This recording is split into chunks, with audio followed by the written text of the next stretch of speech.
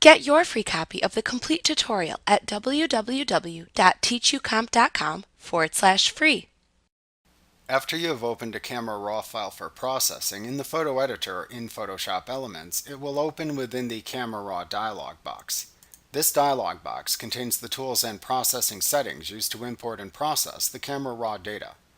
At the very top of the dialog box is the title bar, which shows the name of the version of Camera Raw you have installed, followed by the name of the camera used to take the photograph. Below that is the toolbar within the Camera Raw dialog box, which contains the tools you can use to edit and correct the image while processing it.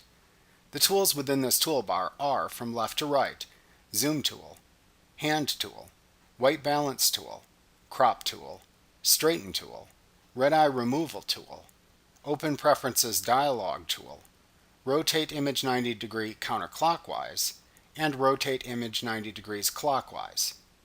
At the right end of the toolbar is the Toggle Full Screen Mode button. The Toggle Full Screen Mode button toggles the size of the dialog box between a full screen view and a smaller dialog box view. At the right side of the dialog box are several panels. In the upper right corner is a histogram of the current image showing the tonal range of the image at its current settings. As you make adjustments in the panels below the histogram, the data within the histogram automatically updates. In the upper left and upper right corners of the histogram are two buttons that you can click to toggle clipping warnings on and off within the image preview. When enabled, clipping warnings appear as shaded red areas within the preview image. These areas indicate where clipping of the shadows or highlights within the image will occur according to the current settings. The left button is the shadow clipping warning, and the right button is the highlight clipping warning. Below the histogram, you can see the Rgb and Image Information. You can move your mouse pointer over the image to view the corresponding Rgb information for whichever point within the image preview over which your mouse pointer hovers. To the right of the Rgb information is Basic Image Information. Below the Rgb and Image Information are three tab buttons. You can click one of these tab buttons to display the associated settings for that tab in the panel below the button at the right side of the dialog box. The tab buttons from left to right are named Basic, Detail, and Calibration. You can see the name of the currently selected tab appear in the thin bar at the top of the panel. At the right side of the thin bar is the Settings Options button. You can click this button to select which settings to apply to the current Camera Raw image in the menu that appears. After creating custom settings on the Calibration, Basic, and Detail tab, you can also use the choices shown in this menu to save those settings as the new Camera Raw default settings. We will discuss using the settings within the Basic, Detail, Calibration, and Settings Options button in more detail in later lessons of this chapter. Below the image preview shown at the left side of the dialog box in the lower left corner are the Zoom settings. You can click the minus button to zoom out from the preview image, and you can click the plus button to zoom in to the preview image. The magnification level is shown in the white field to the right of those two buttons. You can click the drop-down at the right end of the magnification field to view a pop-up menu of common zoom settings you can apply by selecting one within the pop-up menu. The name of the Camera Raw file is shown to the right of the zoom settings within the same bar. To the right of the name of the Camera Raw file is the Cycles Between Before-After Views button. You can click this button to cycle the preview of the Camera Raw image shown between the 5 before and after views of the image, so you can preview the way changes you make to the Camera Raw file appear.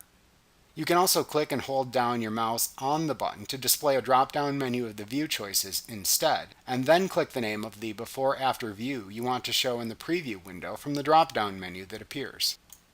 If you select one of the before-after views, and then make changes to the image, you can then click the adjacent Swap Before-After Settings button to swap the settings between the two photo versions, or click the Copy Current Settings to Before to copy the changes to the before image, or click the Toggle Between Current Settings and Defaults for the Visible Panel Only button to show or hide the applied changes in the after version of the photo only.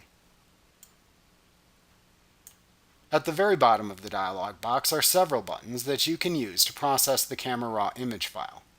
You can click the Help button to open a web page that can help you learn more about using the Camera Raw dialog box.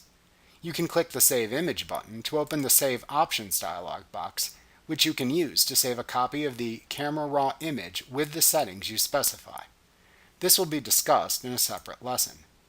Note that you can also hold down the Alt key and click the Save Image button that replaces the Save Image button followed by the ellipsis mark to bypass the Save Image dialog box if preferred.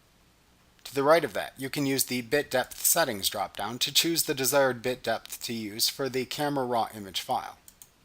In the lower right corner, you can click the Done button to apply any process settings changes to the selected image and close this dialog box without opening the image in the photo editor. You can click the Cancel button to cancel your changes and close this dialog box if needed. You can hold down the Alt button and click the Reset button that replaces the Cancel button to reset this dialog box if needed. You can click the Open Image button to apply your process settings changes by updating the image's metadata and also open the selected image in the photo editor. You can also hold down the Alt key on your keyboard and then click the Open Copy button that replaces the Open Image button to open the selected image in the photo editor without updating the image's metadata. Like what you see? Pick up your free copy of the complete tutorial at www.teachucomp.com/free.